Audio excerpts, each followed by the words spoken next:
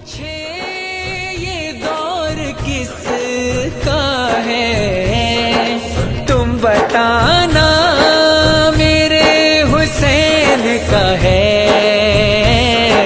ہر زمانہ میرے حسین کا ہے، ہر زمانہ میرے حسین کا ہے۔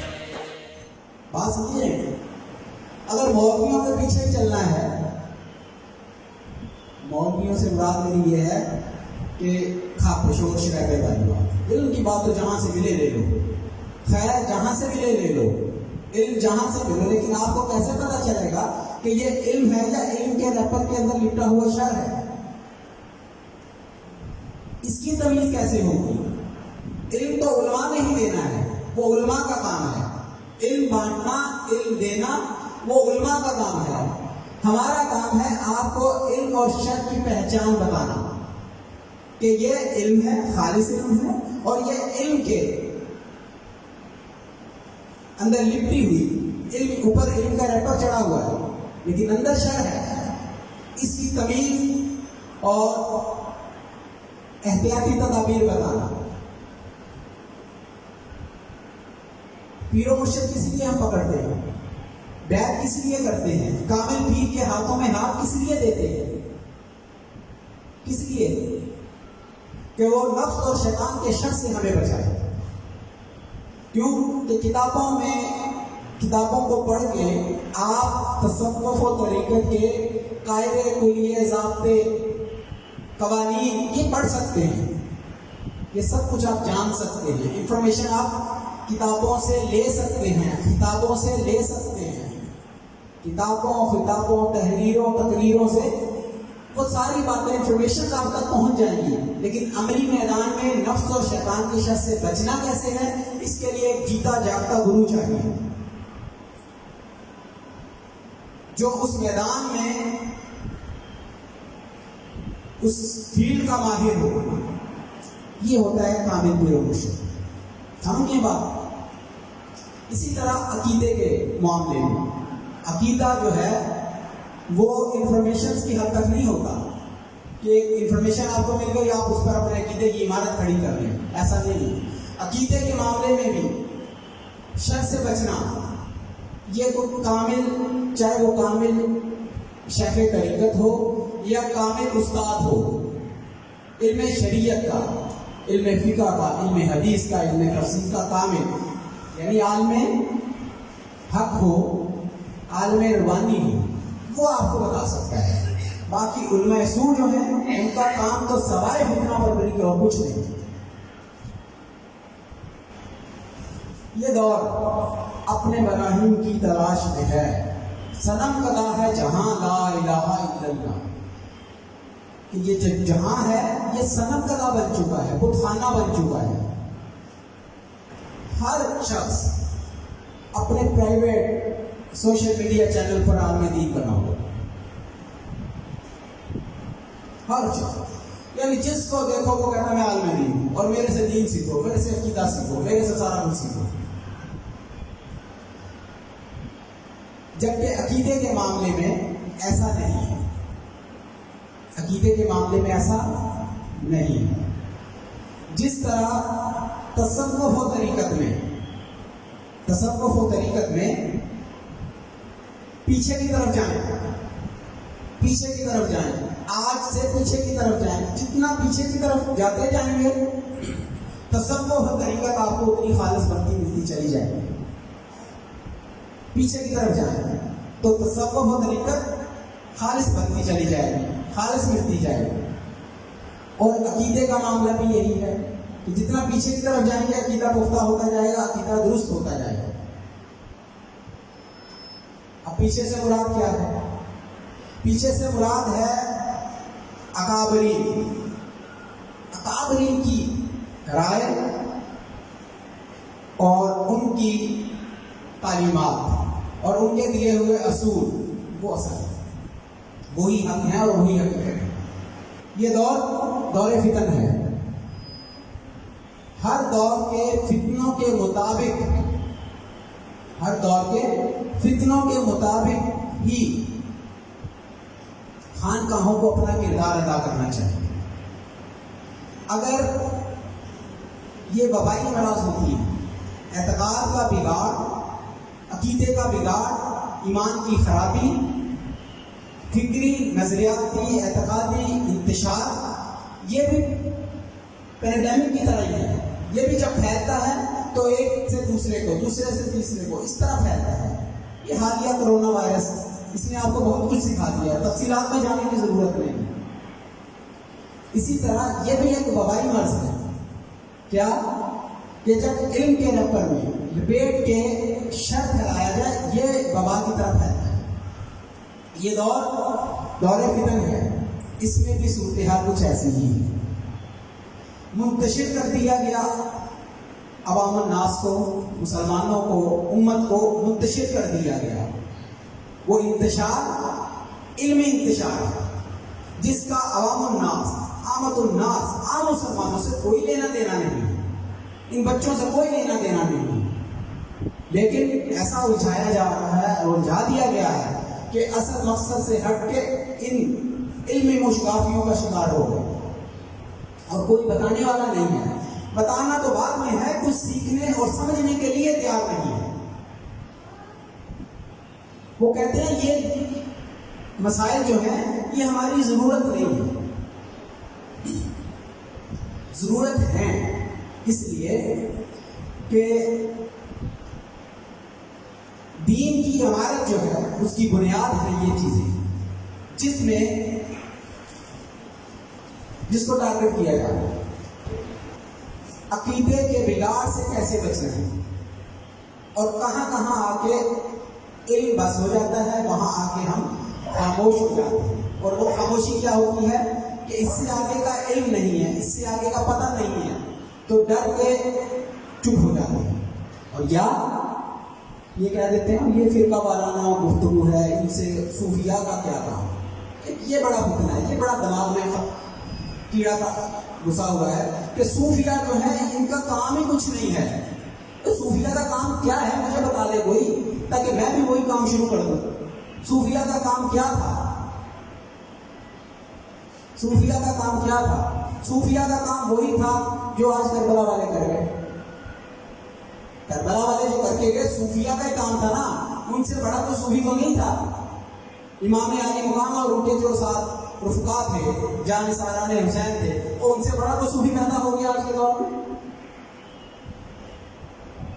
تصوف ہے ان کے پیروں کی دھول، ان کے گھر کی خیرات، یہ ان کے علم کی خیرات ہے. تصوف و طریقت، جس راستے سے وہ چلے وہ طریقت بن گئی. جس راستے جو کام انہوں نے کیا وہ طریقت بن گئی. کس نے؟ اہل بیت اتباع نے. یہ نفوس قدسیہ جو تھے، جو انہوں نے کیا وہ تصوف ہو. تصوف کوئی الگ چیز نہیں ہے. شریعت پر تو سب چلے. تمام جتنے بھی اہل ایمان تھے وہ شریعت کے پیکر تھے. کیا تھے؟ شریعت کے پیکر تھے. لیکن جو راستہ اہل بیت کا جہاں سے وہ گزرتے چلیں گے وہ راہ طریقت بنتی چلے گی. ان کا ہر عمل، ہر ایکشن، ہر ان کا گفتار، کردار، یہی تصوف و طریقت ہے. اس سے ہٹ کے کیا ہے؟ امام الاولیاء کون ہے؟ مولا علی ہے نا. تو ولایت کہاں سے چلی؟ ولایت کا سرچشمہ کون ہے؟ مولا علی. امام الاولیاء مولا علی.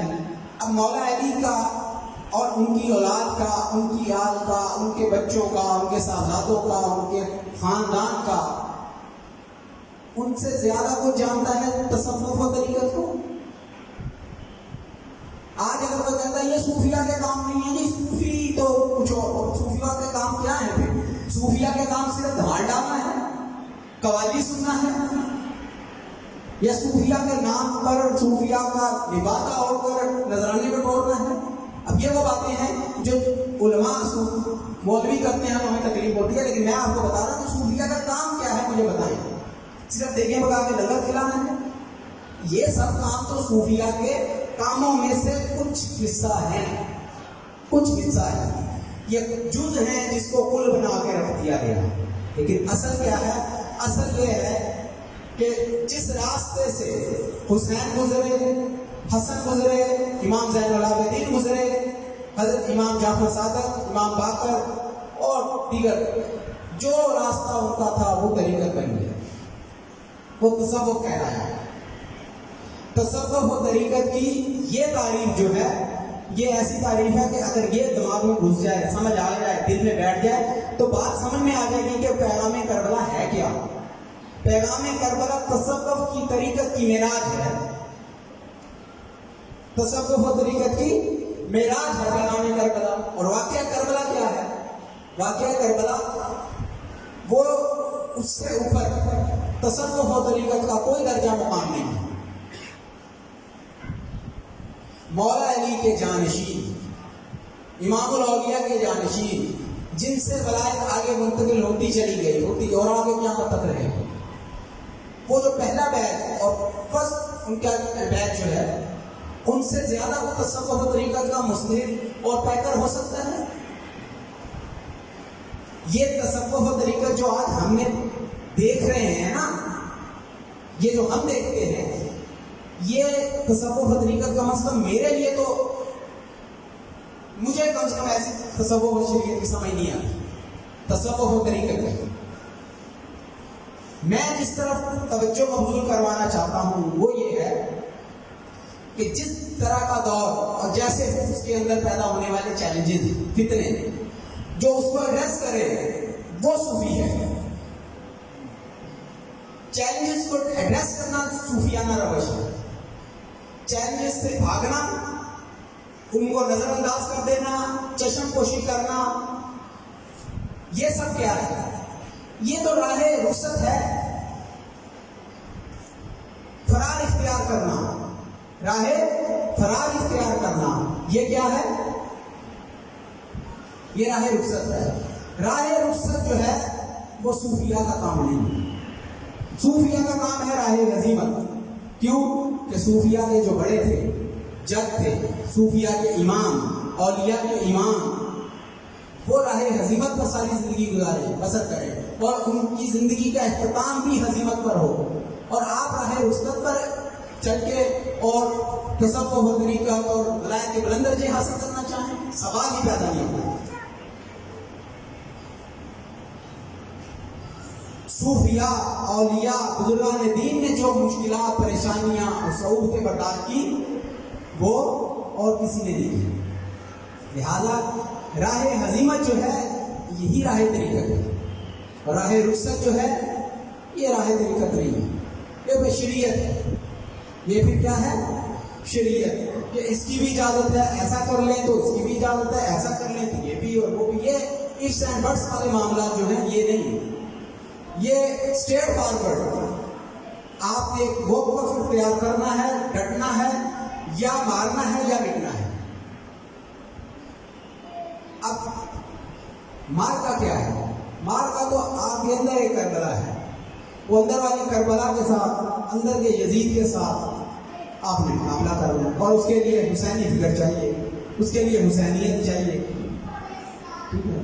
ورنہ اگر یہ کام نہیں ہوتا تو پھر دوسری ایک بیچ والا راستہ بھی ہے۔ ایک بیچ والا راستہ کیا ہے؟ وہ پھر کوفیانہ روش ہے، جدھر طاقت ہو ادھر ہو چلو، جہاں جان بچتی ہو ادھر ہو چلو، جہاں مال بچتا ہو ادھر ہو چلو، جہاں عزت بچتی ہو وہاں ہو چلو، جہاں جو بچتا ہو بچا لو، جہاں جو بچتا ہو بچا لو۔ یہ بچا لینے کا تصور کیا ہے؟ اپنا کچھ بچا لینا، اپنا بچانے کے چکر میں رہنا، اپنی بچت بچانے کے، کوئی بھی چیز ہو، بچانے کے چکر میں رہنا کیا ہے؟ بچانا کیا ہے؟ کوفیانہ روش ہے۔ اور سب کچھ لٹا دینا کیا ہے؟ یہ صوفیانہ روش ہے۔ یہ کون سی روش ہے؟ صوفیانہ۔ اب کوفیانہ روش اور صوفیانہ روش یہ دو مختلف چیزیں ہیں۔ لٹایا کس نے؟ جو مدینے سے چل کے مکے اور مکے سے چل کے کربلا پہنچے، انہوں نے کیا کیا؟ لٹایا۔ اور جنہوں نے دعوت دے کے بلایا انہوں نے کیا کیا؟ بچایا۔ یہ جو بچانے والے ہوتے ہیں نا، اپنے آپ کو ہر غم سے، پریشانی سے، مصائب و آلام سے، تکلیف سے، कुर्बानी से, ये बचाने वाले जो होते हैं सूफियाना रवश, और लुटाने वाले सूफियाना। और इसीलिए मैंने कहा कि सूफिया के तरीक पर जो चलेगा उसे हजीमत इख्तियार करना पड़ेगा। राय रुखसत से कोई तसव्वुफ और तरीकत नहीं मिलती।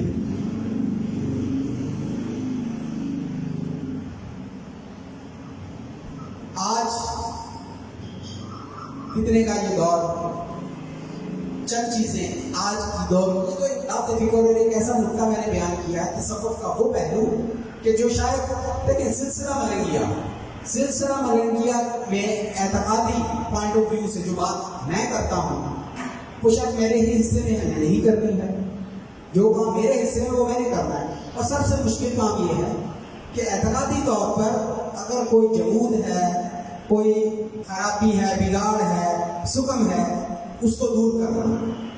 एतकाद बुनियाद है आपके अमाल की। अगर एतकाद यानी फाउंडेशन वो टेढ़ी है तो ऊपर पूरी बिल्डिंग वो टेढ़ी। फाउंडेशन पर तवज्जो दिलाना, और फाउंडेशन क्या है? हमारा नुक्ता नजर है। हम अपने नुक्ता नजर से हट चुके हैं।